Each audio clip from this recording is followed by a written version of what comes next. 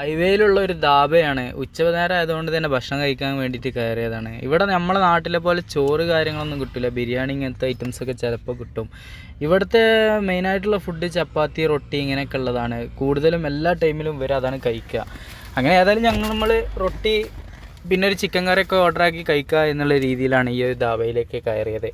ഇവിടെ നിന്നൊക്കെ നമ്മൾ ഒരു കറി മേടിച്ച് കഴിഞ്ഞാൽ 3 ആൾക്ക് എന്തായാലും കഴിക്കാനുള്ള ക്വാണ്ടിറ്റി ഉണ്ടാവും. അതിനുള്ള റേറ്റും വരുന്നുണ്ട്. സ്റ്റാർട്ടിങ് തന്നെ 250, 220 ചിക്കൻ കറിക്കൊക്കെ സ്റ്റാർട്ടിങ് റേറ്റ് വരുന്നുണ്ട്. അങ്ങനെ ഇതിൻ്റെ ഉൾഭാഗത്തേക്ക് കയറിയപ്പോൾ കാണുന്നൊരു വ്യൂ ആണ്. മനോഹരമായിട്ട് തന്നെ മുളയിൽ എല്ലാ ഭാഗവും നിർമ്മിച്ചിട്ട് ഇങ്ങനെ സെറ്റാക്കി നിർത്തിയിട്ടുണ്ട്. കാണാൻ തന്നെ വളരെയധികം ഭംഗിയുണ്ട് എന്നുള്ളതാണ്. ഇവിടുത്തെ റോഡ് സൈഡിലുള്ള ധാബകളിലൊക്കെ പ്രത്യേകത എന്ന് പറയുന്നത് കള്ളും ഇങ്ങനെയുള്ള സംഭവങ്ങളും ഇവിടെ കിട്ടും എന്നുള്ളതാണ്.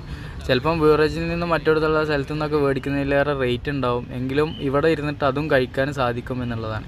അങ്ങനത്തെ ഒരു ധാബയിൽപ്പെട്ടൊരു ധാബയാണ് ഇതും എന്ന് വേണമെങ്കിൽ പറയാം. നമ്മൾ ഭക്ഷണമൊക്കെ കഴിച്ച് തിരിച്ചിറങ്ങുമ്പോഴാണ് മറ്റുള്ള റൂമുകളിലൊക്കെ അങ്ങനത്തെ സംഭവങ്ങൾ കാണാനിടയുണ്ടായത്.